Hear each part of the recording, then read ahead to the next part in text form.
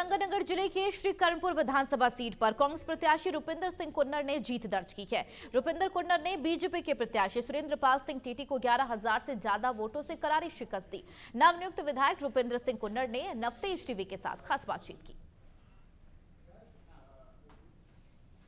राजस्थान में भले ही बीजेपी की सरकार है, लेकिन एक बार फिर से कर्णपुर की जनता ने सबसे बड़ा चौंकाने वाली जो तस्वीर दी है वो दी है श्री कर्णपुर से। इस वक्त हमारे साथ में रुपिंदर सिंह कुन्नर जो कि कर्णपुर विधानसभा के विधायक हमारे साथ मौजूद हैं, उनसे बात करेंगे।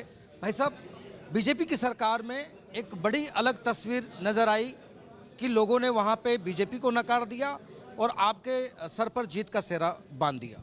बिल्कुल, मैं सभी कर्णपुर के मतदाताओं का धन्यवाद करता हूँ जिन्होंने पूरे हिंदुस्तान में एक बहुत बड़ा संदेश दिया है। भी जो भाजपा ने जो चलते चुनाव में लोकतंत्र की हत्या करते हुए, चुनाव की धज्जियाँ उड़ाते हुए जो उनको मंत्री पद से नवाजा, जो लोगों को मतदाताओं का अपमान किया, उन्होंने बीजेपी को आईना दिखा दिया भी लोकतंत्र ही चलेगा हिंदुस्तान में, लोकतंत्र की जीत हुई इस तरह। कहते हैं कि सरदार कहते हैं कि जो बोले सो निहाल।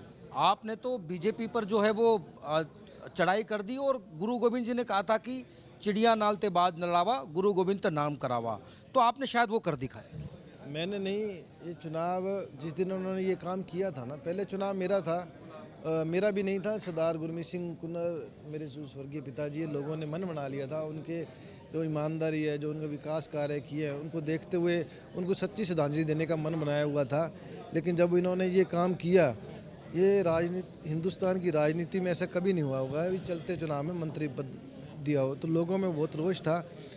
उस दिन से लोगों ने ये चुनाव अपना बना लिया था, तो मैं सल्यूट करता हूँ। और मैं जो और भी मेरे ख़ास तौर पे इस चुनाव में युवा साथी और मेरी मातृशक्ति घर से निकले, मेरे 2-2 घंटे तक इंतज़ार करते रहे, और मैं सभी को उनके चरणों में प्रणाम करता हूँ। और पूरे हिंदुस्तान के सभी युवा साथियों का कहना चाहता हूँ भी आप अपने को इनसे सीखना चाहिए, और जो ये धक्काशाही कर रहे हैं इनके खिलाफ एकजुट होकर लड़ाई लड़नी चाहिए, ताकि 2024 में हम अपने एनडीए को हटाएं और इंडिया जो हमारा गठबंधन हुआ है और उसको आगे लेके आएँ, ताकि देश में अमन चैन भाईचारा बढ़ा रहे। अच्छा भाई साहब, अंतिम सवाल करूंगा कि सरकार की पूरी मशीनरी, चाहे वो जितने दिग्गज नेता थे, चाहे वो प्रशासन हो, तो इसके बाद भी एक बड़े अंतर से जीत दर्ज करना और एक पुराने मंत्री को आपने जो है वो चुनावी अखाड़े में शिकस्त दी है, क्या देखते हैं? ये कर्णपुर की जनता ने जी, पहले भी टीटी साहब मंत्री थे, 3 बार चुनाव है, 2 बार पहले मंत्री थे, पिछली बार तीसरे नंबर पे रहे थे, तो उससे पहले भी मंत्री तब भी हारे थे। ये इनको मंत्री रहते हराते हैं कर्णपुर की जनता। तो अब आपके लिए क्या प्राथमिकता रहेगी, क्योंकि जनता ने बड़ा विश्वास किया है कि रुपिंदर सिंह कुन्नर विधायक बनेंगे और यहाँ की दिशा और दशा दोनों बदलेंगे? हमारे दोनों जिले हनुमानगढ़, गंगानगर सिंचित एरिया है, तो पानी हमारे लिए बड़ा मुद्दा है। तो फिरोजपुर फीडर जो का निर्माण होने वाला है, उसके लिए माननीय अशोक गहलोत जी ने 200 करोड़ बजट जारी किया हुआ है, उसको प्राथमिकता से लगाना, यही हमारी प्राथमिकता रहेगी। पानी सुचारू रूप से चले हर नहरों में, यही हमारी प्राथमिकता रहेगी। अच्छा, कर्णपुर की जनता को किस तरीके से हमारे चैनल के माध्यम से आप अपील करना चाह रहे हैं या धन्यवाद दें? उनको मैं उनके चरणों में प्रणाम करता हूँ, नतमस्तक होके, जिन्होंने इतिहास रच दिया है। और मैं उनको विश्वास दिलाता हूँ, जिस तरीके से मेरे स्वर्गीय पिता सरदार गुरमीत सिंह जी कुन्नर ईमानदारी से, सच्ची नीयत से, सेवा भाव से सेवा करते थे, मैं उसी तरीके से उनके बताए हुए रास्तों पे चल के कर्णपुर के लोगों की सेवा करूँगा। बिल्कुल, ये थे हमारे साथ में कर्णपुर विधानसभा के विधायक रुपिंदर सिंह कुन्नर, जिन्होंने कहा है कि पिताजी के नक्शे कदम पर मैं चलूंगा और कर्णपुर की जनता की सेवा करूंगा। कैमरा सहयोगी अजय सिंह के साथ सुरेंद्र सोनी, नवतेज टीवी, जयपुर। बढ़ेंगे आगे। धौलपुर जेल में एक बंदी के फरार होने का मामला सामने आया है। साल 2014 में दौसा जिले में हुई हत्या के मामले में जिला और सेशन न्यायाधीश ने उसे 2018 में आजीवन कारावास की सजा सुनाई थी, जो सांगानेर के खुला बंदी शिविर में बंद था। थाने में रिपोर्ट दर्ज कराते हुए जेल प्रशासन ने बताया कि 2 दिसंबर 2023 को बंदी अमृत दास को धौलपुर के खुला बंदी शिविर में शिफ्ट किया गया था, जिसके बाद बंदी धौलपुर जिले में सुबह काम के लिए निकलता था और शाम को वापस लौटता था। लेकिन बीते दिन सुबह काम के लिए निकला बंदी वापस नहीं आया, जिसके चलते उसकी तलाश की जा रही है।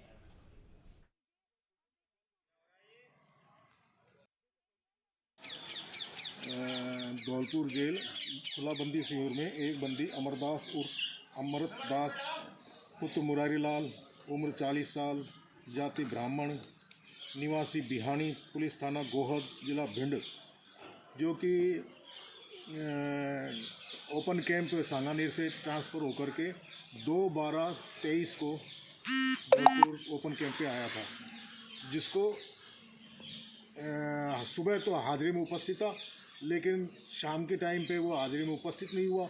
नहीं होने पर उसके जगह जगह संपर्क किए, जहाँ भी वो जाता काम करता वहाँ संपर्क किया गया, लेकिन किसी प्रकार का कोई जवाब नहीं आया। खुद का मोबाइल भी स्विच ऑफ था।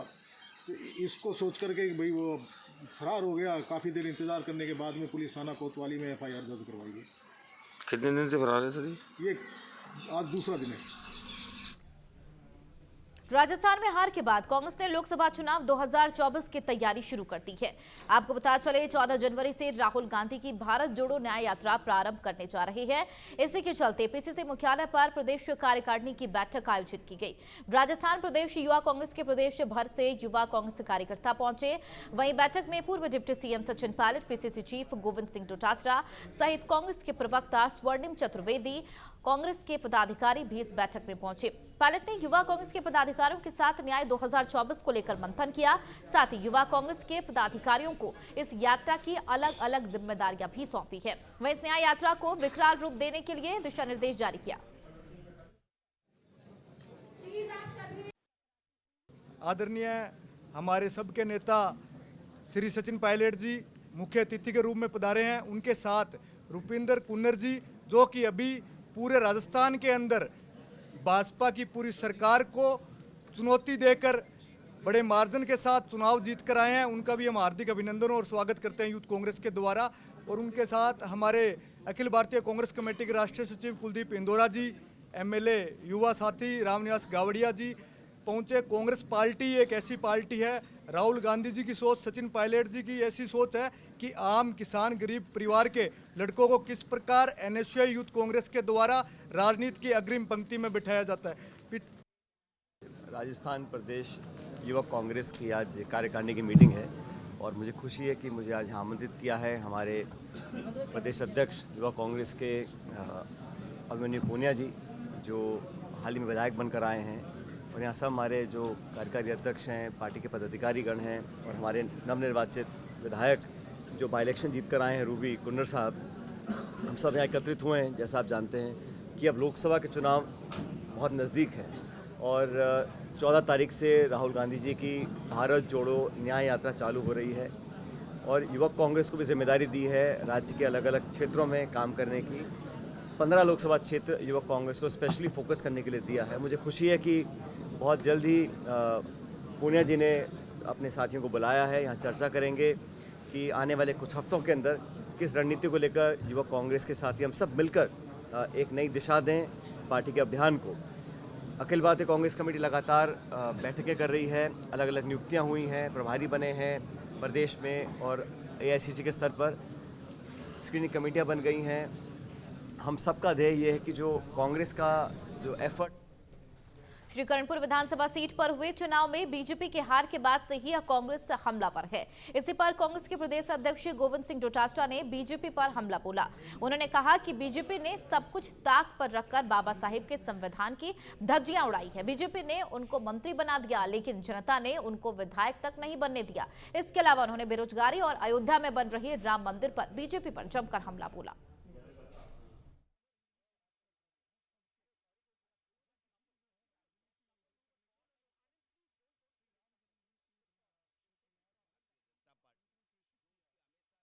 नीति रहती है संविधान की धज्जियां उड़ाना, लोगों को गुमराह करना, गलत तरीके से उनको लुभाने का प्रयास करना। उसके तहत सुरेंद्र पाल टीटी जी को चलते चुनाव में आदर्श आचार संहिता का उल्लंघन करके उन्होंने मंत्री बनाया, लेकिन जनता ने वहां पर कांग्रेस प्रत्याशी रुपेंद्र कुन्नर को विधायक बना करके भेजा है। एक सबक है भारतीय जनता पार्टी के लिए। 5 साल के लिए सरकार भारतीय जनता पार्टी को दी है और श्री भजन लाल जी शर्मा मुख्यमंत्री बने हैं, अब तो मंत्री भी बन गए, देरी से सही, विभाग भी आवंटित हो गए। आज भी उनकी जो भाव भाषा है वो जनता के काम करने की नहीं है, उनकी भाव भाषा धमकाने की है। हम ये कर देंगे, हम इसको वो कर देंगे, हम ये जांचें करा देंगे। आपको मना कौन कर रहा है? आपको रोजाना चिल्लाने की आवश्यकता क्यों पड़ रही है? आपने जिस प्रकार से गलत वातावरण बनाया, गलत आरोप लगा लगा के आपने जिस प्रकार से माहौल खराब करके राजस्थान के वोट बटोर लिए, अब दोबारा लोकसभा में भी क्या वही काम करना चाह रहे हो आप? इनके पास में केवल और केवल धार्मिक उन्माद फैलाना, हिंदू मुस्लिम करना, कब्रिस्तान शमशान करना, पाकिस्तान हिंदुस्तान करना। श्री राम जी का मंदिर है, हमारी सबकी आस्थाएं हैं, हम उनके कहने से जाएंगे और उनके कहने से रुकेंगे क्या? देश के हर बच्चे बच्चे की आस्था है, सब धर्म के लोग श्री राम जी को मानते हैं। इन्होंने पेटेंट करा रखा है क्या? इनको निमंत्रण देने का अधिकार किसने दिया? मंदिर में कोई निमंत्रण, भगवान के जाने में कोई निमंत्रण होता है क्या?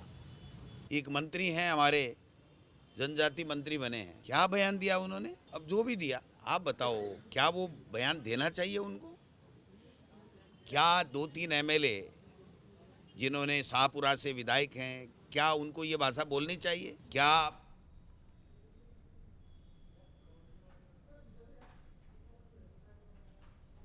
आज पीसीसी मुख्यालय पर राहुल गांधी की न्याय यात्रा को लेकर बैठक आयोजित की गई, जिसमें कांग्रेस के बड़े नेता सचिन पायलट ने शिरकत की और इसके साथ ही न्याय यात्रा की रणनीति बनाते हुए 15 लोकसभा क्षेत्र में फोकस करने का टास्क सौंपा है। इस दौरान उन्होंने बीजेपी पर मुद्दा भटकाने का आरोप लगाया और न्याय यात्रा के साथ लोगों को न्याय दिलाने की बात कही। इसके अलावा उन्होंने तमाम मुद्दों पर बीजेपी पर हमला बोला।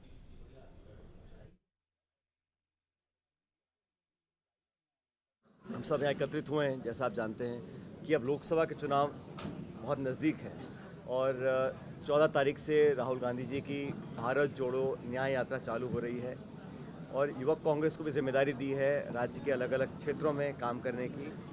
15 लोकसभा क्षेत्र युवक कांग्रेस को स्पेशली फोकस करने के लिए दिया है। मुझे खुशी है कि बहुत जल्द ही पूनिया जी ने अपने साथियों को बुलाया है, यहाँ चर्चा करेंगे कि आने वाले कुछ हफ्तों के अंदर किस रणनीति को लेकर युवक कांग्रेस के साथी हम सब मिलकर एक नई दिशा दें पार्टी के अभियान को। उसमें भाजपा को करारी शिकस्त कांग्रेस पार्टी ने दी और उसका एक संदेश पूरे देश में गया है कि मूलभूत जो हमारे मुद्दे हैं उनसे ध्यान नहीं भटकाया जा सकता। हमारी कोशिश ये है कि हम लोकसभा की तैयारियां चालू हमने करी हैं। राहुल जी की यात्रा से वो एक ऐसी यात्रा है जो लोगों को न्याय दिलाने के लिए करने जा रहे हैं। जो भारत जोड़ो यात्रा थी, राहुल जी चले कन्याकुमारी से कश्मीर तक, उसका प्रभाव ये रहा कि आम जन में ये महसूस लोगों को हुआ कि हम जवाबदेही तय कर सकते हैं। अब लेकर आएंगे, हम लोग भी अपना सर्वे करवा रहे हैं और जैसा आपने पहले सवाल पूछा था, हमेशा से हम लोग चाहते हैं कि नौजवानों को मौका मिले। जितने भी नौजवानों को हम लोगों ने विधायक बनने का मौका दिया, जनता ने इसको पसंद किया और अच्छे बहुमत के साथ नौजवान लोगों को विधानसभा भेजा। हमारी कोशिश रहेगी कि लोकसभा के अंदर भी कोशिश रहेगी कि ज़्यादा नौजवान लोगों को मौका दिया जाए, क्योंकि देश बदलाव चाहता है, देश नौजवानों को प्राथमिकता देना चाहता है और मतदाता भी चाहता है कि नौजवान वर्ग के लोगों को आगे हम मजबूत करें। नाम बदलू सरकार है, इनको सिर्फ नाम बदलने से काम है। हम तो हमेशा कहते हैं आप अपनी लकीर लंबी खींचो, आप नई योजना बनाओ, नए प्रोग्राम लेकर आओ, नई स्कीम्स बनाओ। लेकिन जब पहले सरकार थी तब भी राजीव जी के नाम पे जो भवन बने थे उनका नाम बदल दिया। अब इंदिरा जी के नाम पे जो योजना उसका नाम बदल रहे हैं। नाम बदलने से कुछ नहीं होता। पब्लिक समझ रही है कि आप खुद नया काम नहीं कर रहे हैं। पुराने कामों को विस्तारित करें, उनको बढ़ाएं, कुछ कमियां उसको ठीक करें। लेकिन सिर्फ नाम परिवर्तन करने से मैसेज जाता है कि आप प्रतिशोध की राजनीति कर रहे हैं, नकारात्मक राजनीति कर रहे हैं। उसको लोग अप्रिशिएट नहीं। उधर डिडवाना के मकराना में मकर संक्रांति के अवसर पर युवा हिंदू गौ रक्षा सेवा समिति के तत्वाधान में 4 दिवसीय गौ रथ यात्रा निकाली गई। इस दौरान ग्रामीणों ने गायों के लिए जौ, बाजरा सहित कई आयक दिए और इसके साथ ही आपको बताया चले जिसमें बीमार घायल गौवंश सहित तमाम मुद्दों को लेकर चर्चा की गई और ये तस्वीरें भी आपके सामने है। ग्रामीणों ने गौ, बाजरा, गुड़ का दान किया है।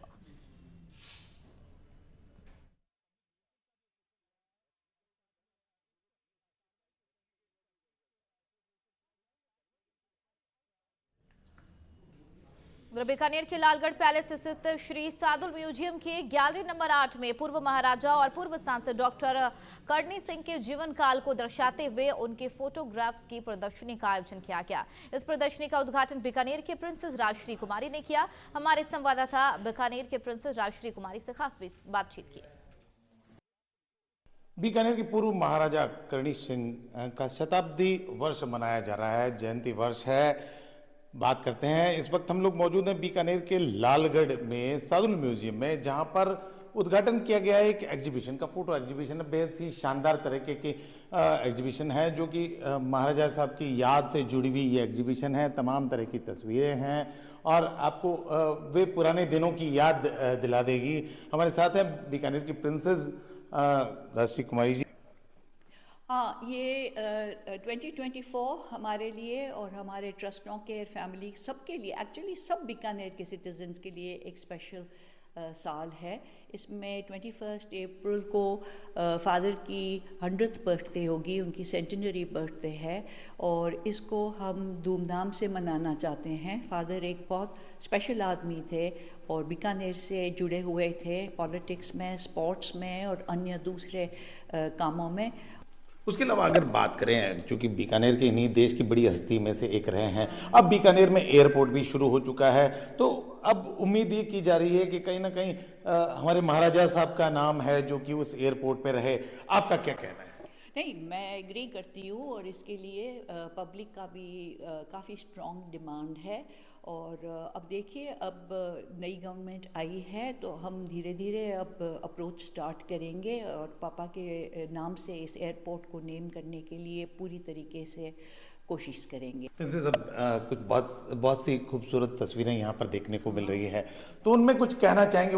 उन तस्वीरों में कौन सी कुछ, हालांकि सारी तस्वीरें ही नायाब है, ऐसी नामुमकिन है देखना। ये स्पेशल पिक्चर है 3 जनरेशन्स की। इसके अंदर हमारे फादर बेबी थे और महाराजा गंगा सिंह जी के फर्स्ट ग्रैंडसन थे, तो उनको गोदी में लेके बैठे हैं। पीछे उनके फादर, मेरे ग्रैंडफादर खड़े हैं। ये 3 जनरेशन्स की बहुत एक पॉपुलर पिक्चर है। जब भी आप देखिए फादर, जो उनके ब्रदर और सिस्टर और उनके जो 3 कज़न्स महाराज विजय सिंह जी की जो डॉटर्स थी, उनके साथ ये तस्वीर है। अब इनमें से कोई भी जीवित नहीं है, सबकी डेथ हो गई one after the other time के लिए। इस एग्जीबिशन का ख्याल क्यों आया, कैसे आया, वो थोड़ा सा बताएं। तो ऐसा है कि जो नई जनरेशन है उनके लिए, उनको मेमोरी रिफ्रेश करने के लिए, लेकिन देखिए आप तो सब जानते हैं पापा के लिए, जो अब नया जनरेशन है उनको भी कुछ पता लगना चाहिए कि महाराजा करणी सिंह जी बीकानेर के लिए कितना काम किया था। देखिए, महाराजा करणी सिंह के लिए एक जन्म शताब्दी वर्ष चूंकि मनाया जा रहा है और तमाम तरह के क्रिएशंस इस बार किए जाएंगे पूरे साल भर।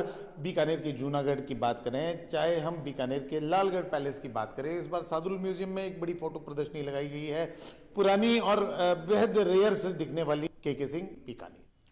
पर्यावरण के प्रति लोगों को जागरूक करने के लिए 20 अगस्त 2020 से अपनी पदयात्रा शुरू करने वाले रोहन अग्रवाल का आज मसूरी पहुंचने पर अग्रवाल महासभा द्वारा स्वागत किया गया। महाराजा अग्रसेन की मूर्ति पर पुष्प चढ़ाकर रोहन अग्रवाल ने आगे की पदयात्रा के लिए आशीर्वाद दिया। बता दें, रोहन अब तक लगभग 21,000 किलोमीटर की पदयात्रा कर चुके हैं। रोहन अग्रवाल ने 28 राज्यों के साथ ही नेपाल और बांग्लादेश की भी पदयात्रा कर चुकी है। इस मौके पर रोहन अग्रवाल ने बताया कि वाराणसी से शुरू हुई उनकी पदयात्रा अब हिमाचल प्रदेश, लद्दाख, कश्मीर के बाद थाईलैंड, रसिया के साथ ही 20 देशों की यात्रा की जाएगी। जय बद्री विशाल, जय बाबा केदार। मेरा नाम रोहन अग्रवाल, मैं महाराष्ट्र नागपुर से हूँ। उम्र अभी 22 साल है। ये जो मेरी यात्रा की प्रेरणा है, ये यात्रा की प्रेरणा मेरे को स्वामी विवेकानंद जी से मिली है। स्वामी विवेकानंद जी ने जो उपदेश दिया है पूरे भारत में और पूरे विश्व भर में, उनके उपदेश से प्रेरित होकर मैं यात्रा करने का मैंने सोचा। साथ ही साथ पुरानी काल में जैसे गुरुकुल की यात्रा होती थी, गुरुकुल के बाद देशाटन बोल के जो यात्रा होती थी, उससे भी प्रेरणा लेके मैं यात्रा करने का मैंने सोचा। होटल एसोसिएशन के अध्यक्ष माल पैलेस वाले संजय गोयल ने सूचित किया कि इस प्रकार के बच्चा एक यहाँ मसूरी में पद यात्रा करता हुआ आ रहा है, तो तब हम लोगों ने सोचा कि क्यों ना ऐसे पदयात्री का स्वागत किया जाए। तो कल इनका पहुंचने का टाइम था, 7:30 बजे तक हम लोग विष्णु पैलेस में बैठे रहे, इंतजार करते रहे, परंतु भट्टे वालों ने बड़े आत्मीय के साथ इनको वहीं रोक लिया रात को। ये आज सुबह आए। खबर यूपी के सहारनपुर से है, जहां पुलिस ने दोहरे हत्याकांड का महज 36 घंटे में खुलासा करते हुए एक हत्या आरोपी को गिरफ्तार कर लिया है। जानकारी के मुताबिक आरोपी पति ने अवैध संबंधों के शक में पत्नी और एक शख्स की हत्या कर दी, जिसके बाद मामले की जानकारी लगते ही पुलिस ने आरोपियों को गिरफ्तार कर लिया।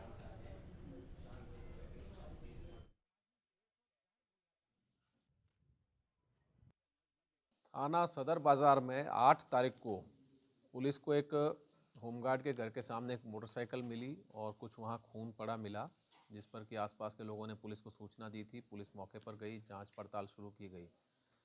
इसी दौरान उसी सुबह ननौता थाने में एक नहर में एक महिला का शव मिला और उसी सुबह उसी रात में थाना सरसावा में एक बिटोड़े में एक शव जलता मिला पुलिस को रात्रि गश्त के दौरान, जिसे कि निकालकर पीएम के लिए भिजवाया गया था। जब थाना सदर बाजार ने अपनी जांच शुरू की तो उसमें एक होमगार्ड श्रीराम और उनकी पत्नी का वहां से घर से लापता होना पाया गया। इस पर तफ्तीश के दौरान पुलिस ने जो ननौता में शव मिला था उसकी उधर अयोध्या में भगवान राम लाल के प्राण प्रतिष्ठा समारोह को लेकर सर्किट हाउस में बैठक हुई है। बैठक में भाजपा के शीर्ष पदाधिकारी, जिला प्रशासन और ट्रस्ट के पदाधिकारी शामिल हुए। श्री राम जन्मभूमि तीर्थ क्षेत्र ट्रस्ट के सदस्य अनिल मिश्रा ने कहा कि प्राण प्रतिष्ठा को लेकर प्रशासनिक व्यवस्था के साथ ट्रस्ट की बैठक हुई। आने वाले सभी लोगों को किस तरह से सभी व्यवस्थाएं कराई जाए, सुरक्षा की दृष्टि से, आवास की दृष्टि से, स्वास्थ्य की दृष्टि से, इन सभी विषयों पर बैठक में विचार किया गया। अयोध्या आने वाले श्रद्धालुओं को किसी प्रकार की कोई दिक्कत ना हो, ट्रस्ट इस पर विचार कर रहा है।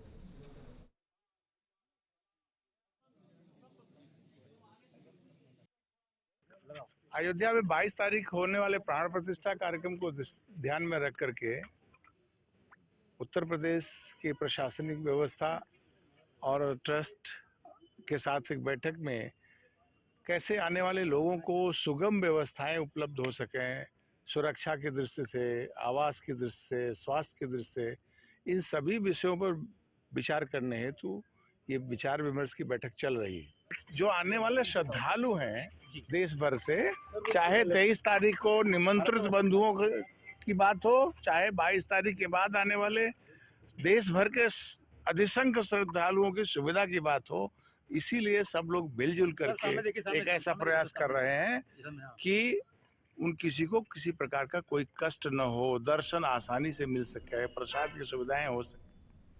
राजस्थान में जब से भजन लाल शर्मा के नेतृत्व में भाजपा की सरकार बनी है, कहीं ना कहीं जिस एक्शन की दरकार सरकार से थी वो दिखाई भी दे रही है। जैसे पेपर लीक मामले को लेकर एसआईटी का गठन होना और तुरंत प्रभाव से आधा दर्जन से ज्यादा अपराधियों का पकड़े जाना सरकार के एक्शन को दिखाता है। लेकिन अभी भी कई ऐसे मामले हैं जिनमें जांच तो जरूरी है। इसके अलावा जनता को, विशेष तौर पर युवाओं को उम्मीद है कि इस प्रकार से जुड़े मामलों पर भी सरकार को तेजी से काम करना चाहिए। इन्हीं तमाम मुद्दों पर all India medical student association United के अध्यक्ष भारत बेनीवाल से नवतेज टीवी ने खास बातचीत की। राजस्थान की नई सरकार बनने के बाद में युवाओं को, महिलाओं को, किसानों को इस सरकार से कई उम्मीदें हैं और कई ऐसे मुद्दे हैं जो कहीं ना कहीं डायरेक्ट या इनडायरेक्ट युवाओं से जुड़े हुए हैं। ऐसे ही युवाओं के एक हमारे साथ में नेता भरत बेनीवाल जी मौजूद हैं, उनसे जानेंगे इन तमाम मुद्दों के बारे में। भरत जी, जिस प्रकार से पेपर लीक जो पिछले 4.5-5 साल आप लोगों ने भी मुद्दा उठाया, बीजेपी भी लगातार इस पर उठाती रही और अब सरकार बनते ही इस पर कार्रवाई होना हालांकि शुरू हो गई है, 10 लोग पकड़ भी लिए गए हैं, क्या कहना चाहेंगे उसमें? जी देखिए, बहुत अच्छा काम हो रहा है। पहले जो कार्रवाइयाँ होती थी पिछली सरकार में, वो सिर्फ फॉर्मेलिटीज़ होती थी।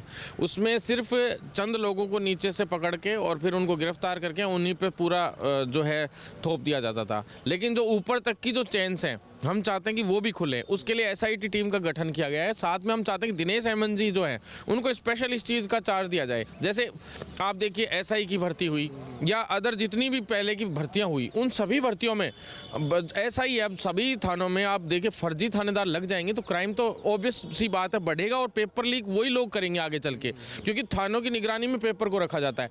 ऐसे ही जैसे चिकित्सा विभाग की जितनी भर्तियाँ, सीएचओ का पेपर लीक हुआ, बहुत अच्छी बात है कि भजन लाल जी से हम एक बार मिले और सरकार से पहले हमने जो घोषणा पत्र हमने अपना जारी किया था, वो घोषणा पत्र भी इन्होंने ऐसा एज इट इज़ अमल करते हुए बीजेपी ने डाला। अब बीजेपी ने उसको आते ही सीएचओ को पेपर को रद्द कर दिया, उसके लिए तो हम धन्यवाद देते हैं उनको। साथ में जो चिकित्सा विभाग की दूसरी भर्तियाँ थी उसमें फर्जी डिग्रियाँ, फर्जी जो प्रमाण पत्र, अनुभव प्रमाण पत्र पकड़े गए थे, और फार्मेसी की भर्ती में तो इतना बड़ा घपला हुआ कि रजिस्ट्रार तक मतलब उसमें इन्वॉल्व पाया गया। भरत जी, ये अभी फार्मेसी काउंसिल वाले भी कई समाचार पत्रों की सुर्खियां बन रही है। फार्मेसी काउंसिल में काफ़ी बड़ा एक फर्जीवाड़ा घोटाला पकड़ा गया, करीब 500 करोड़ के घोटाले की बात कही जा रही है। जी बिल्कुल, 500 करोड़ से भी ऊपर का निकलेगा ये तो सर, मतलब ये 1000 करोड़ के करीब का घोटाला, क्योंकि 500 करोड़ तो इस टाइम के दौरान हो गया, उससे पहले लगातार चलता हुआ आ रहा था। पहले फर्जी रजिस्ट्रेशन हुआ करते थे, ये तो चलो इस भर्ती की वजह से इन दस्तावेजों की जांच हो गई, पिछली भर्तियों में कईयों में लग चुके लोग। सेम यही हालात पैरामेडिकल काउंसिल के हैं। पैरामेडिकल काउंसिल में 416 डिग्रियां पकड़ी गई, जो एफआईआर मैंने ही दर्ज कराई थी, वो भी मैंने कोर्ट में जाके इस्तिगासा करके दर्ज करवाई थी। फार्मेसी वाली भी मैंने कोर्ट से जाके अभी इस्तिगासा दर्ज करके फिर एसओजी ने मुश्किल से इसमें मुकदमा दर्ज किया था पिछली सरकार में, चाहते हुए भी। तो सरकार, पिछली सरकार तो साफ साफ ये थी कि गहलोत सरकार ने तो स्पष्ट रूप से ये कर लिया था कि हम तो खुला फर्जीवाड़ा करेंगे और कोई रोक के दिखा दो दम है तो, लेकिन हमने रोका। युवाओं ने पूरा बीड़ा उठाया कि हमें बीजेपी को लेकर आना, इस बार हमने उसको समर्थन दिया और हमने उनको सबक सिखाया, और जो पेपर इन्होंने बेचे, जो इन्होंने फर्जीवाड़े किए, उनका इनको सबक दिया है। और अब आने वाले एमपी के चुनाव हो चाहे लोकसभा के चुनाव हो, हमें विश्वास है कि बीजेपी हमारे लिए करेगी, और उन्होंने अच्छा एक्शन लिया है। हो सकता है हम उनको भी इसी लोकसभा चुनाव में भी अच्छे से समर्थन देंगे। और साथ में जो भर्तियां हैं, इनमें जो 10 लोग अभी गिरफ्तार हुए हैं, तो हम चाहते हैं कि जैसे जारोली था पिछली भर्तियों में, जैसे रीट और जो आरपीएससी की भर्तियों में भी जैसे भूपेंद्र सारण को पकड़ा गया, तो सुरेश ढाका और ये जितने भी लोग हैं जो पहले वाले जो पेपर लीक में इन्वॉल्व थे, उनको भी लाया जाए, और उनको लाकर उनसे जब उनके बढ़िया ढंग से रिमांड होगा और पुलिस कस्टडी में रहेंगे ढंग से, तो उनसे सारी चीज़ें उगल के आएंगी कि बड़े बड़े लोग कौन इसमें इन्वॉल्व थे। क्योंकि गहलोत साहब के जैसे नज़दीकी लोग थे, वो उनका इन्वॉल्वमेंट इसमें बताया जा रहा था। सुभाष गर्ग जो मंत्री थे पिछली सरकार में, वो कोऑर्डिनेटर थे रीट के। जब हमने एफआईआर दर्ज कराई थी उस टाइम जब रीट के मामले में, तो उस वक्त भी उनका जो है सुभाष गर्ग जी भी कोऑर्डिनेटर रहे थे, और चेयरमैन उसके राजीव गांधी स्टडी सर्किल के थे खुद सीएम साहब। उनके होने के बावजूद इतना बड़ा फर्जीवाड़ा पेपर एक उसमें से ड्रॉर में से निकाल के दे दिया, और उस दूसरी ड्रॉर में रीट लेवल फर्स्ट का था, जबकि एक लेवल सेकेंड रद्द कर दी, फर्स्ट नहीं करी। तो ये भी सोचने का विषय था। इस पर जाँच होनी चाहिए कि कहीं वास्तव में उसका भी तो लीक नहीं हुआ था, या इस तरह के जितने भी जो पहले हुए हैं फर्जीवाड़ा, उनको सबको अभी खोल लेंगे और अच्छे से इसी एक महीने में करें, जिससे क्या है और भी अच्छा युवाओं में मैसेज जाएगा, और बीजेपी को आने वाले लोकसभा चुनाव में भी बड़ा फायदा मिलेगा। बिल्कुल भरत जी, एक सबसे बड़ी बात है कि कई प्रकार की और भी चीज़ें अभी हम देख रहे हैं। आरएएस मेंस वाले भी अपनी परीक्षा की तिथि को रद्द करने या फिर आगे बढ़ाने को लेके धरने पर बैठे हैं कई दिनों से। जी बिल्कुल, वो तो उनका कहना है कि भाई देखिए अभी चुनाव वगैरह भी है, ऐसे में जो है थोड़ा यूँ कहते हैं कि भाई हमारा मेंटली जो पहले भी चुनाव चल रहे थे, तो उसके अकॉर्डिंगली ढंग से हमारी तैयारी नहीं हो पाई, कोचिंग्स भी नहीं चल पाई, जगह जगह पे काफ़ी जगह कोचिंग्स बंद पड़ी थी चुनाव के चक्कर में। थोड़ा सा ऐसा ही जो माहौल जो चल रहा है आसपास में, वो चुनावी माहौल चल रहा है, तो उस वजह से उन लोगों ने तैयारी नहीं की। दूसरी चीज़ ये थी कि समय बहुत कम मिला, केवल 3 महीने का ही समय मिला, तो वो ज़रूर मुद्दा बनता है। क्योंकि पहले जब पुरानी जो आरएएस की इन 2 जो परीक्षाएं हुई हैं, इनमें ज़रूर पहले पिछली भी भर्ती में थोड़ा सा जो आरएएस की मुख्य परीक्षा में समय दिया गया था तैयारी के लिए थोड़े दिन का, फिर कोर्ट से एक पिटीशन लगी थी तो थोड़ा समय और मिल गया था उनको, लेकिन उससे पहले तो हमेशा से जो है अच्छा समय मिल जाया करता था। हालांकि हम तो ये चाहते हैं कि प्रॉपर समय पे जो है एग्जाम्स हो। जैसे कम्युनिटी हेल्थ ऑफिसर्स के लिए हमने मांग रखी थी कि भाई आप इस भर्ती के जो पेपर लीक हुआ है इसको रद्द करके इसमें पद बढ़ा के और जो है आप इसकी जल्द से जल्द जो है परीक्षा करवाएं। तो इन्होंने हमें विश्वास दिलाया था कि हम मार्च में या फरवरी में जो है सीएचओ के एग्जाम करा देंगे। और सीएचओ के दिल्ली से लड़ाई लड़ी थी हमने, तो पिछली सरकार में मुश्किल से उस भर्तियों को करवा के लाए थे। ऐसे हम चाहते हैं कि आरएएस भी जल्द से जल्द हो परीक्षा, लेकिन थोड़ा समय अगर इनको मिलना चाहिए, क्योंकि 3 महीने तो कम ही है, तो 1-2 महीने और अगर एक्सटेंड हो सके, जिससे युवाओं को तैयारी का मौका मिल जाए। साथ में जो अन्य परीक्षाएं हैं वो सारी समय पे हों। जैसे फरवरी में नर्सिंग ऑफिसर, एएनएम, ये कई भर्तियां हैं जो अधीनस्थ बोर्ड करवा रहा है। अधीनस्थ बोर्ड सीएचओ की भी भर्ती करा रहा है 3 मार्च को, तो सभी समय समय पे हों, बस चाहे उनके लिए फॉर्म भी रीओपन हो सके तो 2-3 दिन का समय दे दें, लेकिन ये है कि फॉर्म रीओपन हो चाहे नहीं हो, लेकिन परीक्षा तय समय पे होनी चाहिए। ये थे हमारे साथ भरत बेनीवाल जी। साफ तौर पर इनका कहना है कि भजनलाल सरकार ने आते ही युवाओं के साथ जो वादे किए थे उन्हें पूरा करने में तेज़ी दिखाई है। थोड़ी और तेज़ी दिखानी इसमें बनती है ताकि युवाओं से जुड़े जितने भी मामले हैं जो पिछली सरकार में हुए हैं, उनके साथ धोखा हुआ है, भ्रष्टाचार की भेंट कहीं ना कहीं युवाओं का भविष्य चढ़ा है, उस भविष्य को देखते हुए थोड़ी और तेज़ी इस जांच में लानी चाहिए। और जितने भी अपराधी इसमें लिप्त हैं, भले ही उसमें कई बड़े लोगों के नाम जो सामने आ रहे हैं उनको भी पकड़ा जाए, तो हम कह सकते हैं कड़ी से कड़ी मिलाकर जो अपराधी पकड़े जाएंगे, कहीं ना कहीं युवाओं का भविष्य और ज़्यादा सुरक्षित इस सरकार में नजर आएगा। सहयोगी कैमरामैन राकेश गुप्ता के साथ उमंग माथुर, नवतेज टीवी, जयपुर। बुलेटिन में मेरे साथ इतना ही। बनी रहिए नवतेज टीवी के साथ। नमस्कार।